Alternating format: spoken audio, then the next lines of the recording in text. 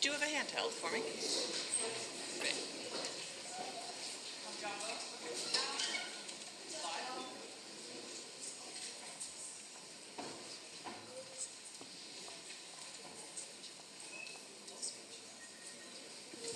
Go ahead. Should we do it? Yes. We're going to, thank you, Ambassador. We're going to do what is known as a fireside chat, which is where the Ambassador and I have a conversation. You've all shared your questions, some of the things we want to talk to her about. So instead of listening to a speech, we're going to have the conversation. And so, Ambassador Whiteman, welcome back to Kisumu. We're excited and privileged to have you with us. Can I have another mic for the Ambassador? Yes. Okay, brilliant. So you sent me some of your questions, and I'm going to field them quite naturally. Let's see how we go. But first, who's Meg Whiteman? Well, first of all, I'm Jambo. Hatu Jambo. Great to be here, and I want to thank Siasawalo for putting this together, for inviting all these very powerful women, and I'm delighted to be here. So round of applause for Siasawalo. He's done an amazing job. Well, who is Meg Whiteman? That's a good question. I was raised in America, in New York, and I was the youngest of 3 children. And I think probably many of you, I heard a few mentions today, many of you probably had very influential mothers. And my mother made a big difference to me. She told my sister and my brother and me that we could do anything we wanted. She was encouraging. She was our biggest champion. She picked us up when we fell down, and she convinced us we could do anything. And I think there's a real thread that of friends of mine who have been successful in the United States. Every one of them had very powerful and influential mothers. So round of applause for moms who encourage their daughters. I went to public school, and I went to Princeton University. I was in just the 4th class of women to ever go to Princeton. Princeton had been all male for 250 years. I was in the early classes of women at Harvard Business School. Only 10% of my class was women. Out of a class of 800 women, 800 men, 800 people, there were 80 women. So it was pioneering really from the beginning. But it's interesting to see the generational change, and I am very optimistic about Kenya because you're seeing real change here in just a generation. When my mother graduated from school, there were really very few career opportunities for her. She could be a nurse, she could be a secretary. That was really it.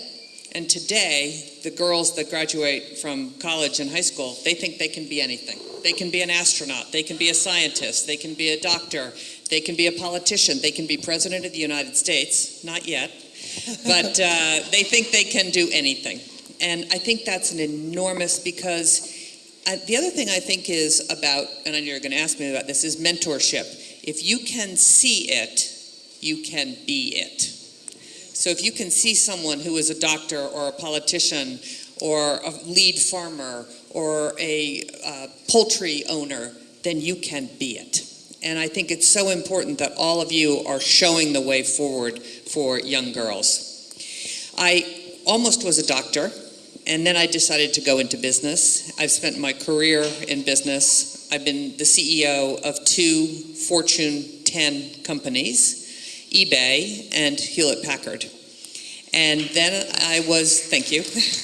And then I was just minding my own business, thinking about what I was going to do next. And the President of the United States called me and said, Meg, we'd like you to be an ambassador. We'd like you to go to Kenya. And I was thinking, wow, Kenya. I'm checking on the map exactly where it is. I'm thinking France, you know. But he said, no, I want you to go to Kenya. We have to be more present in Africa. And I am so glad he asked me to. This has been the privilege of a lifetime. You have a remarkable country. And what I've tried to do is just tell the story of Africa and Kenya and why people should pay more attention to Africa and Kenya today than they have. The narrative in the United States is 20 years old, and we have to collectively change that narrative because you have an incredible future in front of you. Thank you. That's fantastic. I think anybody that doesn't see the dynamics, the power, the glittering dynamism of Kenya really fails to live. That's how we feel about our country. So we're very happy that you like it. Here's the question. Dr. Okello talked to us about making sure self-care, making sure we marry the right guy. How are you doing on that score? So I really married the right guy. We've been married for 43 years.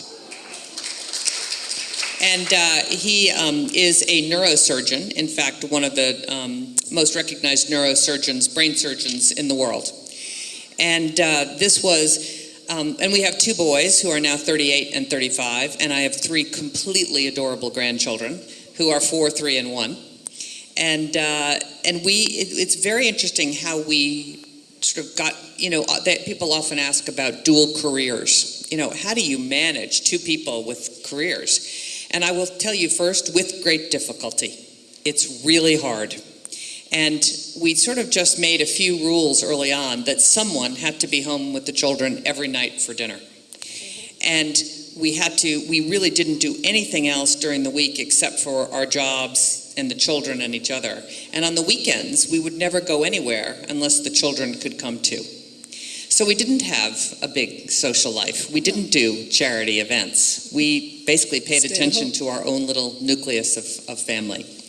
But he has been an amazing supporter. He gave up his job as chairman of the Department of Neurosurgery at the University of California, Davis, in California, to join me in Kenya. So, he's done a lot of those things along the way. And I was at the Walt Disney Company. I loved the Walt Disney Company. My husband got a chance to run the brain tumor program at Harvard's teaching hospital. He really wanted to go. I really didn't want to go.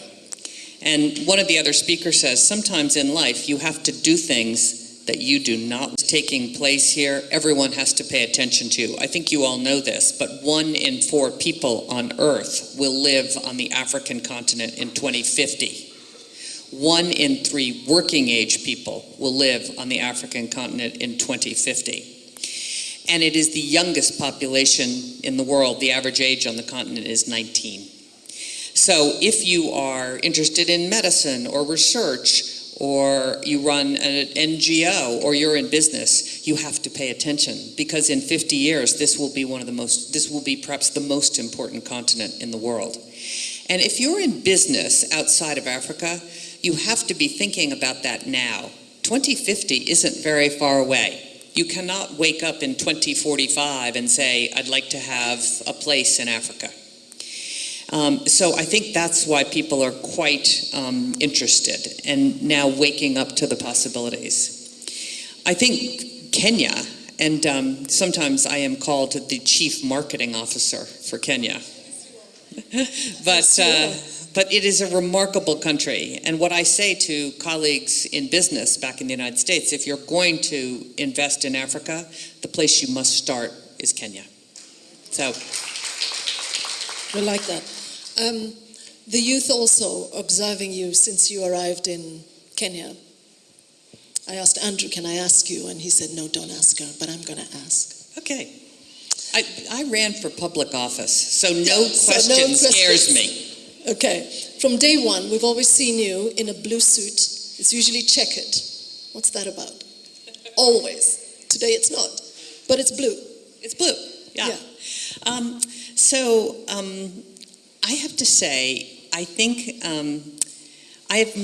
when you think about time, I'm all about what is the highest and best use of my time. And it's meeting people, it's being out, it is, and people will disagree with me because you look beautiful today, but I'm not that into fashion. If I could wear the same thing every day, I would. If I could wear a uniform, I would. Because it takes time. All of you look so beautiful today. It took time for you to look like that. It did. It took time for you to do your hair. It took time for you to have the matching hat and your matching scarf. It took time. I have no time. So I just kind of keep wearing the same thing over and over again. Okay. Well, I'm glad I got that in. So let me talk about business a little bit. You're used to being in a room full of women. I imagine that this is not the first, and there'll be many more. Does it feel any different being in Kisumu with the Professional Association of Nyanza Women? Are you hearing our conversations being different from other women in other parts of the world as they pursue the entrepreneurial space? No, it's very interesting. I think women's experience across the globe is quite similar. Some countries may be a little bit more advanced than others. Some women may have made more progress than others. But we are all coming from behind in many ways. We didn't start all at the same place. Women only got the right to vote in the United States in 1911.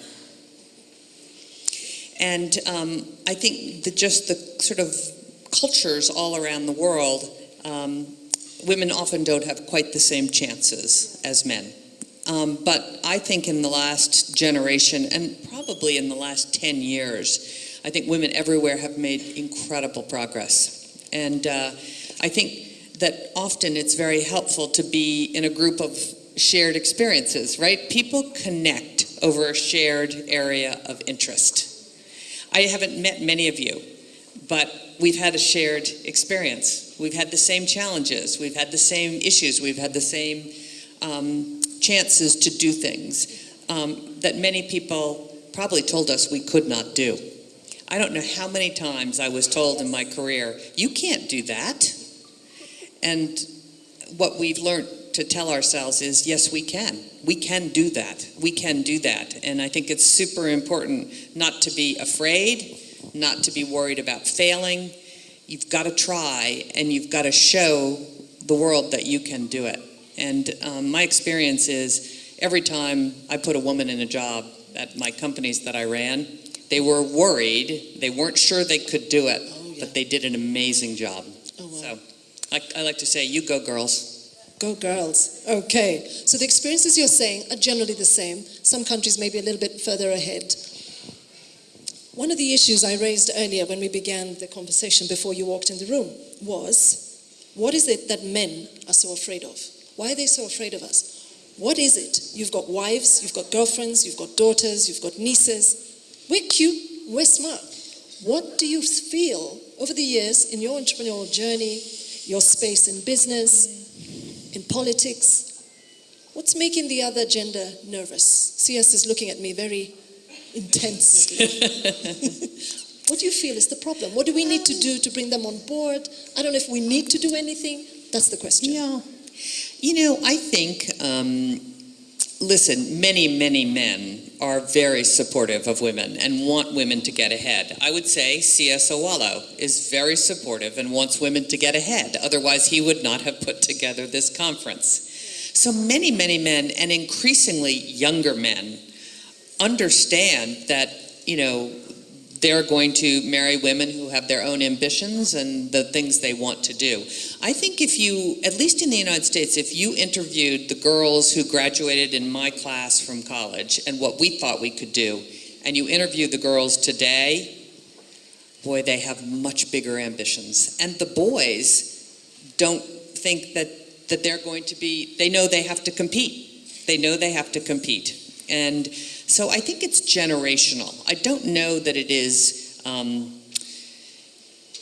evil. I don't know. I think it's just generational. And I think, you know, another couple of generations and you will have a group of boys and men who think very differently about what their partners are going to do. Okay, that's fair. And that's nice to know too. Okay. I was a minister of county in Kisumu for 5 years. I stopped in December. And I was looking after tourism, culture, sports. And one of my tasks was to help entrepreneurs in film, the arts, fashion, to commercialize their craft.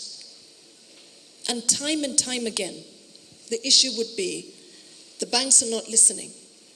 They don't have access to the networking. And I was very frustrated, having had an international experience, thinking, I should be able to fix this. I am now in government. I know how to network. But it still just didn't move the needle. What can we do different as this association? Really, specifically, what do we need to do?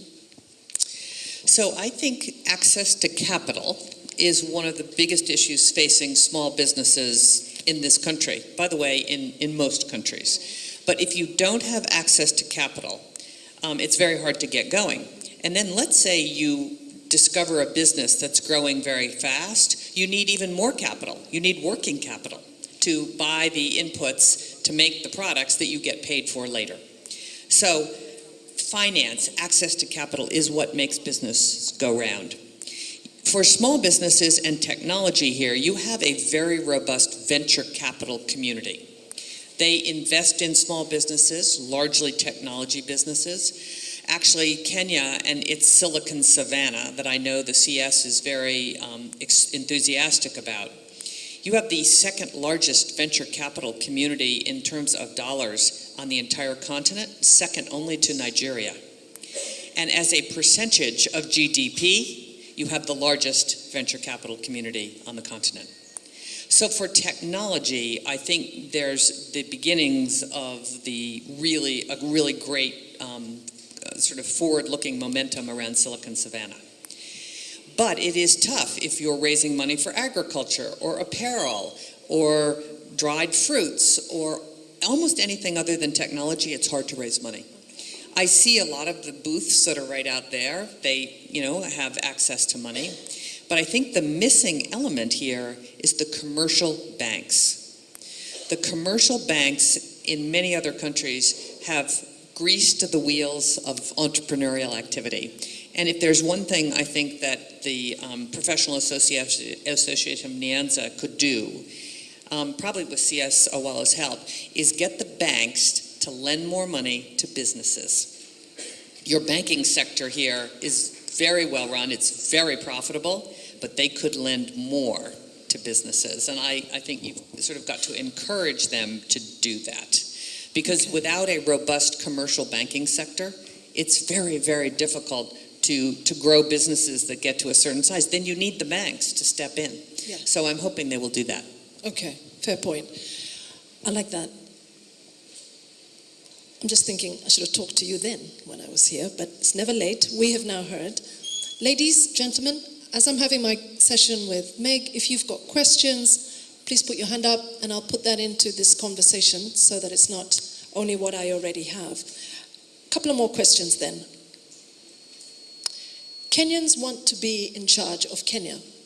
There's a little niggling that says America's running Kenya. How are you feeling about that? Well, I think that is hardly true. Right.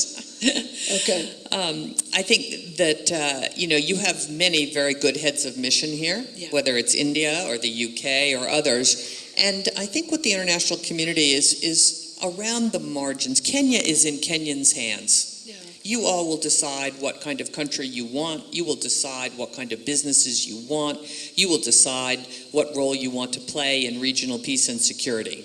I think the role that the international community takes is simply to be helpful around the edges. And as I looked at what an American ambassador could do, the only thing I can really do is, yes, we have USAID and we certainly helped out with drought relief and other things. But in the end, the best help I think I can be, given my background, is bringing foreign direct investment into Kenya. Yes. Because if Kenya wants to be a middle-income country, Kenya's GDP needs to grow at 8% a year for 20 years. Now, you've grown at 5%. The difference between 5 and 8, I think, is very doable. But you know what it does? Here's the answer. I actually don't know whether we can help do that. But I understand the issues. Listen, in the United States, we've spent a lot of time, bringing along female candidates for office because it does require training. It does require learning skills that many women in particular do not have. So, again, why don't you send me a note, whitmanmc@state.gov, and we'll see if there's something that we have in place that might be able to help you. All right. Okay. Andrew's here looking at me. I know you want... Can we can we leave it there and give the ambassador a very, very warm round of Thank you. applause? Thank you very much. Thank you very, very much. Thank you. It's an absolute pleasure.